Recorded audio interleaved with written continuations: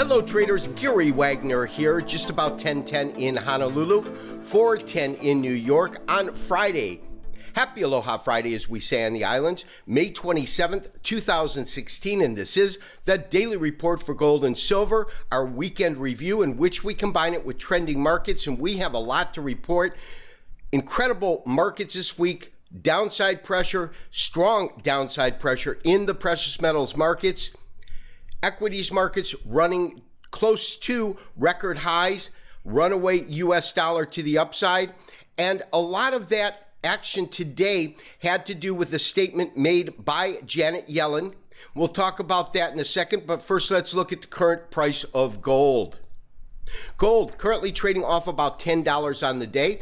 We're looking at COMEX futures, 1210, down 1040 as I said. 1206.40 is the low on the day. 1223 on the high.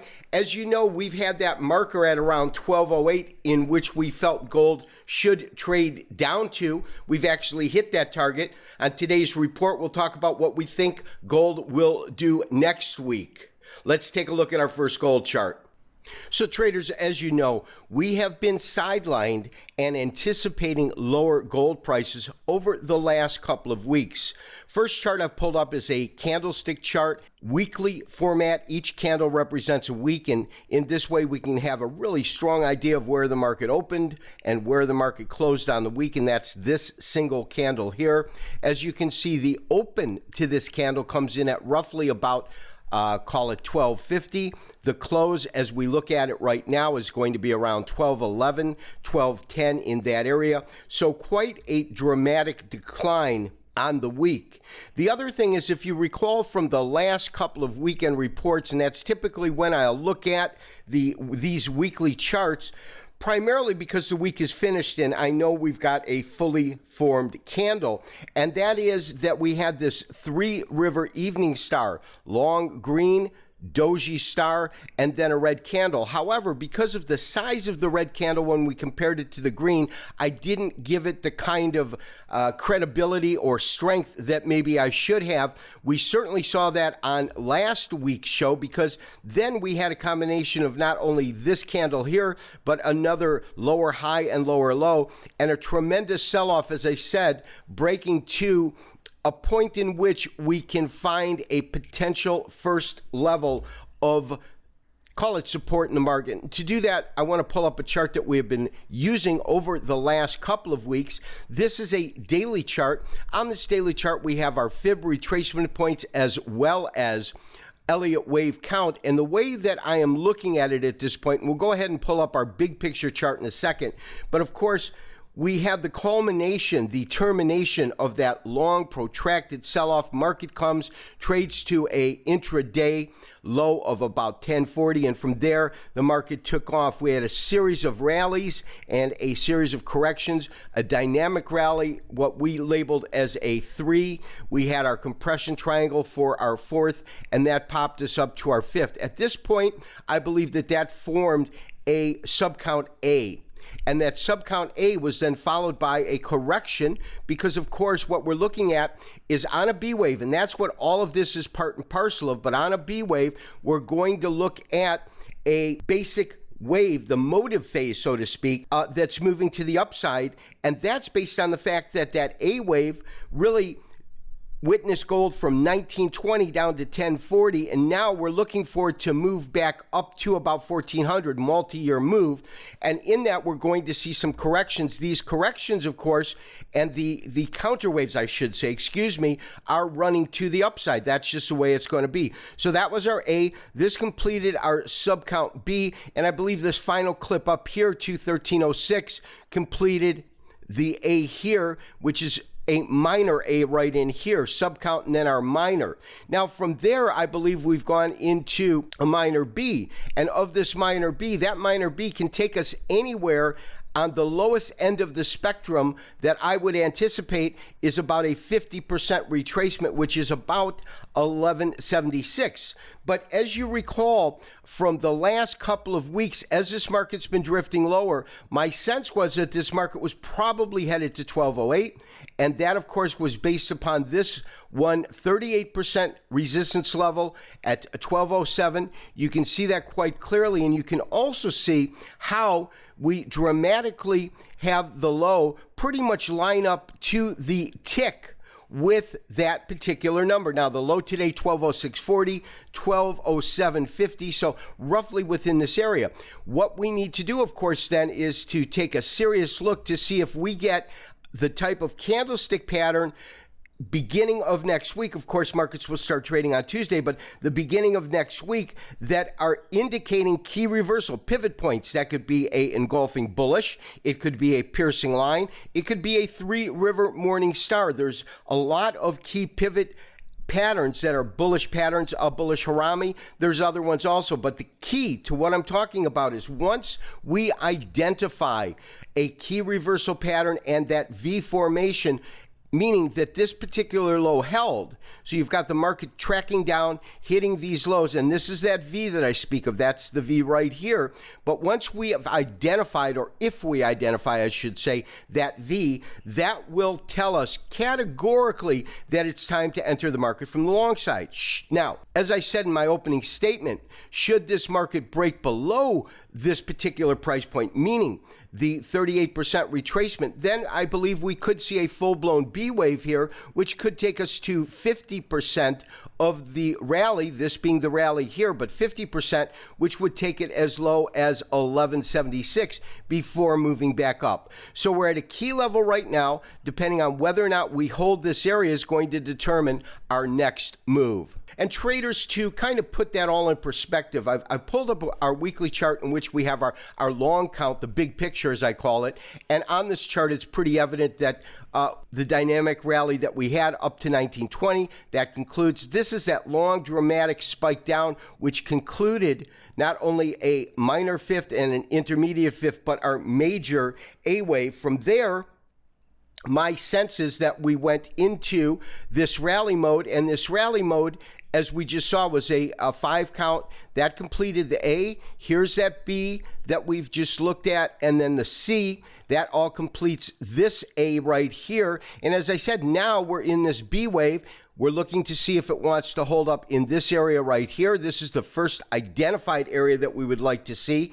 And if not, there's our 50% right at around 1166. So in terms of tying the last chart that we just looked at into the big picture, that's how the puzzle pieces all fit together. Silver also trading lower on the day, lower on the week, currently trading just above $16 per ounce at 16.18, low 16.14, just 4 cents off of the low, and the high on the day 16.36. Now, in terms of a percentage drawdown on the week, this again is a weekly chart of silver. We certainly didn't get the same magnitude that we saw last week, of course, but we have drifted lower now for the 4th week in a row. Current levels of support that could enter the market that we're looking at, and these again are Fibonacci based as well as trend based. And when I say trend based, what I mean is when we're picking certain tops or bottoms in the market as key levels, if they line up with a fib level, such as this top here and this 50% retracement here, that gives it the weight or the credence that we need to believe that that is an area that should hold some sort of weight. So right now, 1606, so call it $16 per ounce. That's the next level that I would look at for potential support in silver, in the same way that we're looking for potential support in gold at about 1208. Below that is 1550, and that is a 38% retracement. Now, traders, it's a 38% retracement from $21 down to below 1368. So it's quite a large data set, so to speak. But those are the levels that we're looking for in silver. Of course, one of the consequences of a interest rate hike or potential interest rate hike in June, which seems more likely than ever, is going to be a strong U.S. dollar. We have seen that throughout the entire week, and we're certainly seeing that on the close of today's trading as we go into an extended 3-day weekend for Memorial Day.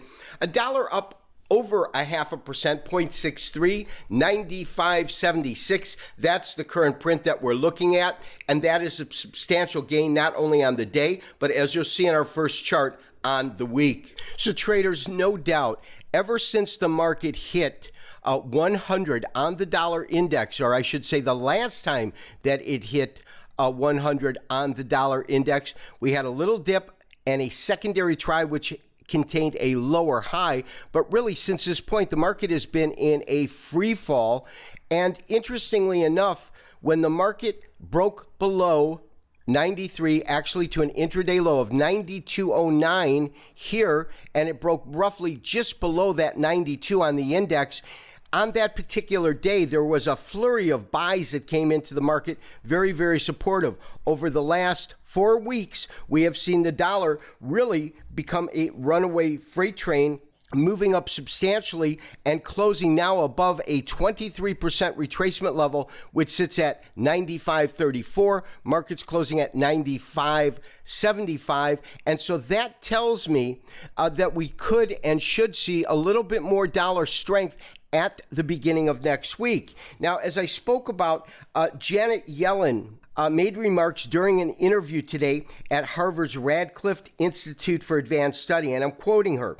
It's appropriate, and I've said this in the past, I think for the Fed to gradually and cautiously increase our overnight interest rate over time, and probably in the coming months, such a move would be appropriate. And that kind of statement kind of puts another nail into the possibility of a rate hike. At this point, we have pretty much factored that into the market. If we do not get a rate hike in June, of course, all of that premium that was eroded in gold would come back. All of the strength in the dollar would erode. And so what we want to see is how that all plays out. But all things being equal, this dollar strength could and should, in fact, continue next week.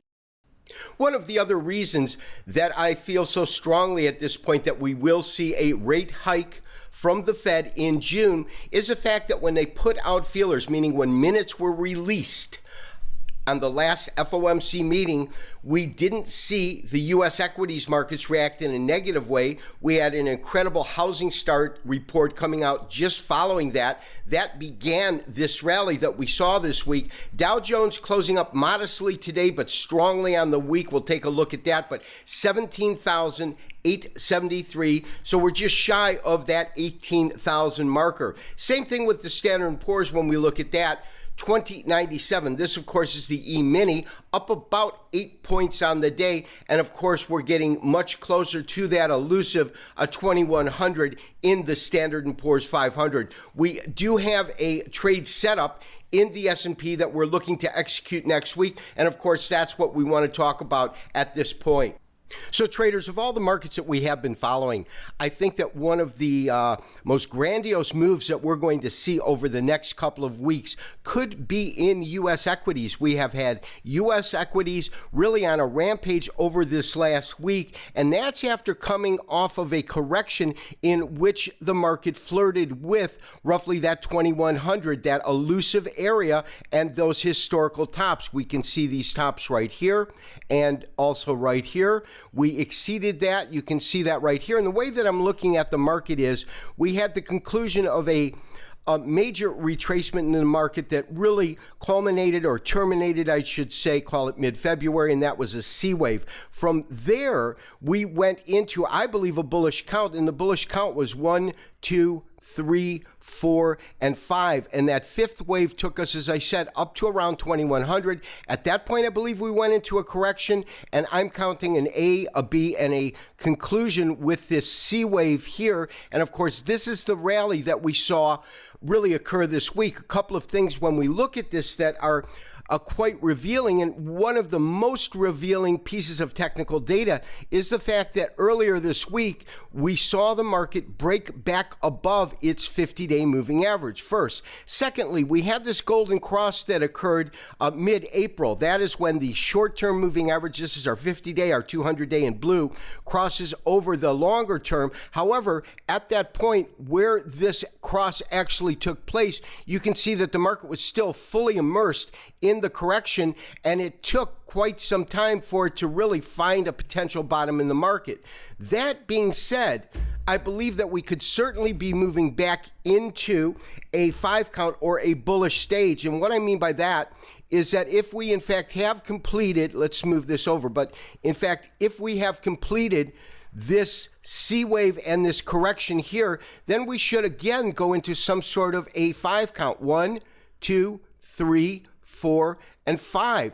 And my sense right now is that over the next couple of months, if in fact this model holds true and is accurate in forecasting where we're going to go in U.S. equities, we certainly could see this market not only flirt with these historical highs, but absolutely take them out and move to new record highs in U.S. equities. And that's a play we certainly want to be involved in for those that are following us in trending markets. That's the setup, and we are looking to go long the Standard & Poor's 500 early to mid next week. Absolutely no doubt. This week has been filled with a lot of market movement indicating some defined trends that we have identified in the markets over the last couple of weeks. It is truly our belief that we could see U.S. equities run and flirt with record and historical highs over the next couple of weeks. I also believe at this point that we could in fact see a new record high in U.S. equities vis-a-vis the Dow Jones Industrial Average and the Standard & Poor's 500. Of course, first we have to break above those existing record highs before we go for a new one. But traders, I think that that is absolutely in the cards. As far as gold goes, we were looking for gold to trade to roughly 1208. We've hit that mark. What we need to look for beginning of the week are key reversal pivot point patterns, primarily in candlesticks that match up with valid fib retracements, which of course we are seeing with that 1208 number. That is where that number comes from. And to see now some sort of key V reversal in the market, and that would indicate a long initiation. In other words, that we would go long this market. Of course, all bets are off if we break and close below 1208. This has been Gary Wagner, wishing you as always good trading. We'll talk to you on Tuesday for another daily report. Bye-bye.